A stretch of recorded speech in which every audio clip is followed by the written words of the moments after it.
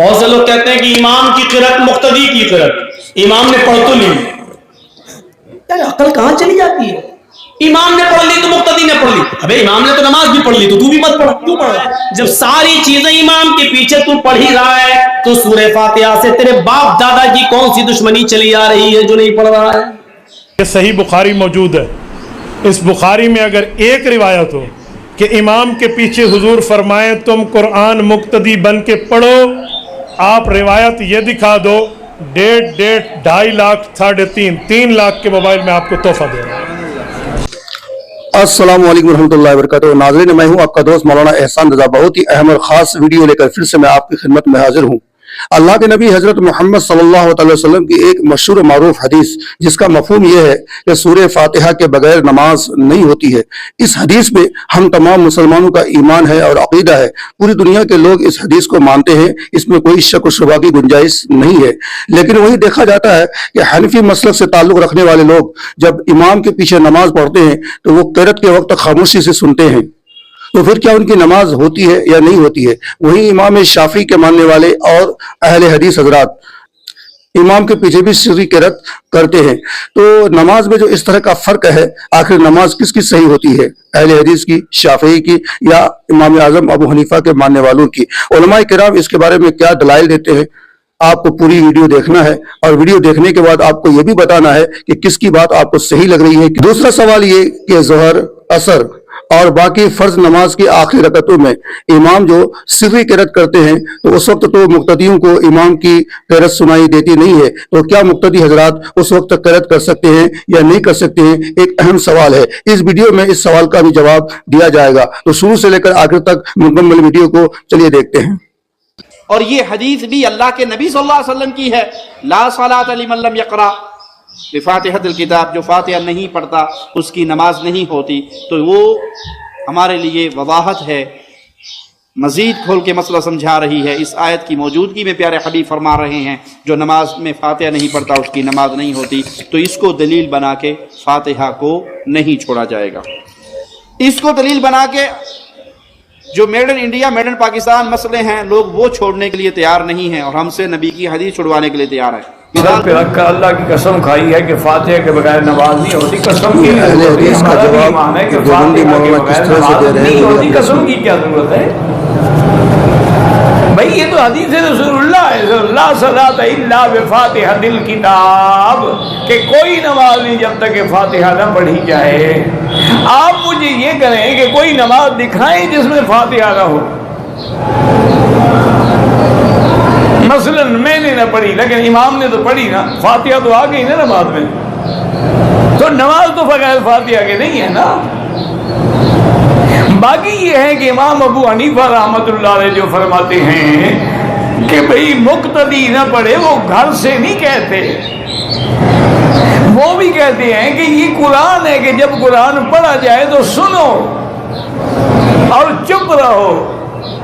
اور یہی حدیث صحیح ہے، ابی موسیٰ اشعری رضی اللہ عنہ راوی ہے، مسلم شریف کی حدیث ہے کہ اذا قرأ فانصتوا، جب امام پڑھے تو تم چپ رہو۔ یہ دو حدیثیں ہو گئی، اور تیسری حدیث میں حضور نے فرمایا ہے کہ من کان لہ امام فقراءۃ الامام لہ قراءۃ، جس آدمی کا امام ہے، امام کی قراءت جو ہے وہی مقتدی کی قراءت ہے۔ جب آپ ہاتھ باندھ لیں گے اس کے بعد باری کیا آئے گی، اس کے بعد آپ امام کے پیچھے تو ٹھہرے ہیں، تو اب دو باتیں ہیں۔ وہ آپ کو کہیں گے آپ نے امام کے پیچھے قرآن پڑھنا ہے، اسے پوچھے کیوں، وجہ کیا ہے بھائی بولیے؟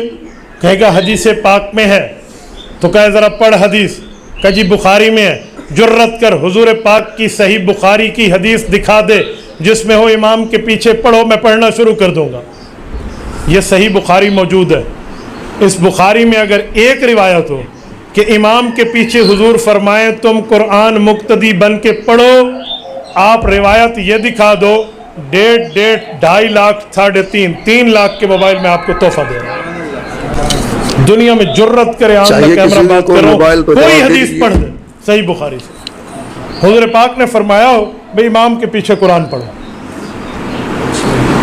پھر دکھائیں گے حاشیہ میں ایک مولوی صاحب کی رائے لکھی ہے، تو میں نے کہا شرم نہیں آتی؟ مولوی کی رائے کو حضور کی بخاری کی حدیث کہہ دیتا ہے. عربی میں لکھی ہوئی ہے نا، عوام نہیں پڑھ سکتی. پتر ہم نے پڑھی بھی اور پڑھائی بھی. ایسے آپ کے سامنے بخاری بخاری کر کے جھوٹ بولا جاتا ہے. ایک روایت پیغمبر کی دکھاتا ہے جس میں صحیح بخاری میں ہو اور حضور فرماتے ہیں، صحیح مسلم میں ہو حضور فرماتے امام کے پیچھے پڑھو. میں آپ کو تحفہ دیتا ہوں، بسم اللہ.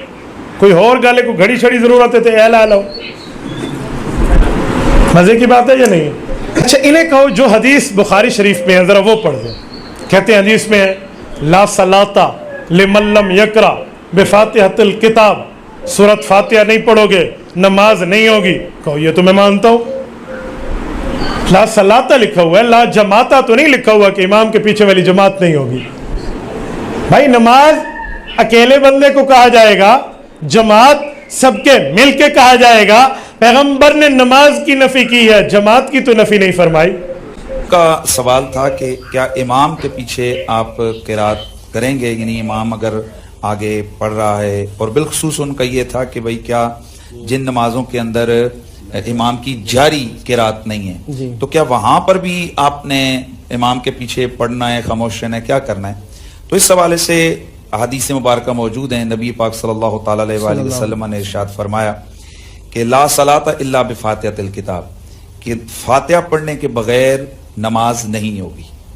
اس میں بالکل اتفاق ہے کہ اگر نماز کے دوران یہ پاکستان کے مولانا قریشی صاحب بہترین مفتی ہے، بہترین عالم دین ہے، آ کر اس کو کیا دلیل دیتے ہیں وہ بھی جناب سن لیجیے. اور امام کے ساتھ اس کو مخصوص کر رہی ہے اس روایت کو.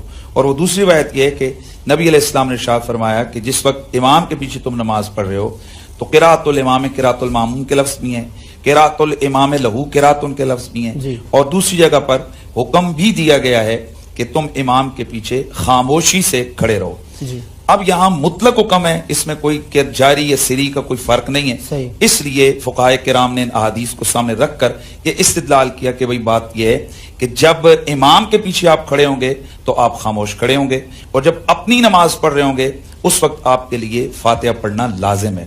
اور تو فاتحہ کے حوالے سے رسول اکرم صلی اللہ علیہ وسلم کا جو فرمان ہے کہ لا صلاۃ لمن لم یقرأ بہا، کہ جو اس کو نہیں پڑھتا اس کی نماز نہیں ہوتی، تو آپ نے بفاتحۃ الکتاب کہہ کر سورہ فاتحہ کو مختص کیا اس کا نام لے کر.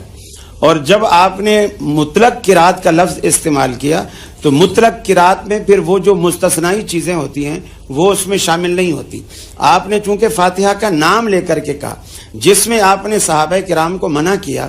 فجر کی نماز تھی، آپ نے صحابہ کرام کو پڑھائی، اور فجر کی نماز میں صحابہ کرام بھی آپ کے پیچھے قرات کرنے لگے، اور اتنا زور سے کرنے لگے کہ اللہ کے حبیب کی قرات سے صحابہ کی قرات جو ہے وہ ٹکرانے لگی. آپ نے جب سلام پھیرا تو آپ نے پوچھا لعلکم تقرؤون خلف امامکم، شاید تم اپنے امام کے پیچھے پڑھتے ہو. قلنا نعم یا رسول اللہ، صحابہ کہتے ہیں ہاں اللہ کے رسول ہم امام کے پیچھے پڑھتے ہیں. تو آپ نے فرمایا تم کچھ نہ پڑھا کرو، اذا جہرتو، جب میں جہری پڑھ رہا ہوں کچھ نہ پڑھا کرو، الا بفاتحۃ الکتاب، یہ ترمذی کی روایت ہے، سوائے سورہ فاتحہ کے جب بھی میں جاری پڑھ رہا ہوں میرے پیچھے کچھ نہ پڑھا کرو. تو اس سے یہ ظاہر ہوتا ہے کہ جس قرات میں مطلقاً منع کیا گیا ہے وہ فاتحہ کے علاوہ قرات ہے. اور ابھی کے کوشچن لیتے ہیں. ایک بھائی نے کہا کہ جماعت میں جب ہم امام کے پیچھے نماز پڑھ رہے ہوں تو کیا ہمیں الحمد پڑھنی ہوگی؟ خصوصاً کہتے ہیں فجر میں لوگ کہتے ہیں کہ پڑھنی ہے، ضروری ہے. دیکھیں ایسا بالکل بھی نہیں ہے. ہمارے نزدیک یہ حدیث بالکل صحیح اور اسی پر عمل ہے کہ قراءۃ الامامی قراءۃ لہو، امام کی قراءت مقتدی کے لیے بھی قراءت ہے. اور یہ جو کہا جاتا ہے کہ لا صلاۃ الا بفاتحۃ الکتاب حدیث ہے، یہ سورہ فاتحہ کے بغیر نماز نہیں. اس سے مراد ذات نماز کی نفی نہیں، کمال نماز کی نفی ہے. جیسے نبی کریم نے فرمایا لا ایمان لمن لا امانت لا، بالکل اسی ترکیب کے اوپر یہ بھی ہے. جو امانت دار نہیں اس کا ایمان نہیں. لیکن کوئی بھی اس کا قائل نہیں کہ کوئی خیانت کرے گا تو کافر ہو جائے گا. اس کا مطلب یہ ہے کہ اس کا ایمان کامل نہیں. اسی طرح یہاں نماز کامل نہیں. اسی لیے ہم یہ کہتے ہیں کہ سورہ اور یہ اب یہ فرق دیکھ لیجئے اس میں، یہ جو حدیث ہے کہ لا صلاۃ الا بفاتحۃ الکتاب، یہ امام کے لیے ہے یا منفرد اکیلے نماز پڑھنے والے کے لیے ہے، اور جماعت کے لیے یہ ہے قراءۃ الامامی قراءۃ لہو. اس کا مطلب ہر چیز اپنی جگہ سیٹ ہو گئی.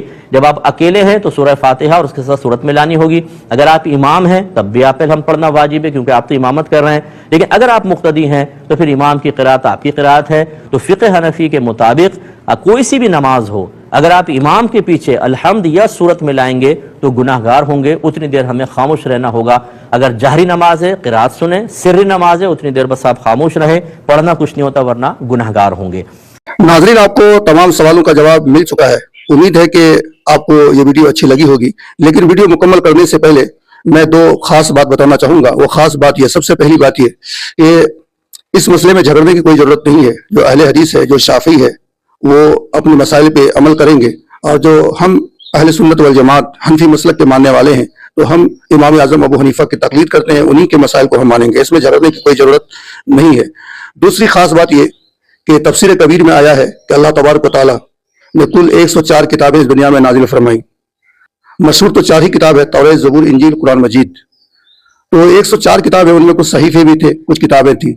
تو تفسیر کبیر میں یہ آیا ہے کہ 104 کتابوں کا علم اللہ تبارک و تعالیٰ نے توریت، زبور، انجیل میں رکھا، اور توریت، زبور، انجیل کا علم اللہ نے قرآن مجید میں رکھا، اور قرآن مجید کا سارا علم اللہ تبارک و تعالیٰ نے سورہ فاتحہ میں رکھا. تو بس جو شخص سورہ فاتحہ کو خلوص نیت سے پڑھتا ہے، اللہ تبارک و تعالیٰ ساری کتابوں کی تلاوت کرنے کا ثواب ان کے نام اعمال میں لکھتا ہے. تو بہت بڑی فضیلت ہے سورہ فاتحہ کی. اللہ ہم سب کو عمل کی توفیق عطا فرمائے. السلام علیکم ورحمۃ اللہ وبرکاتہ.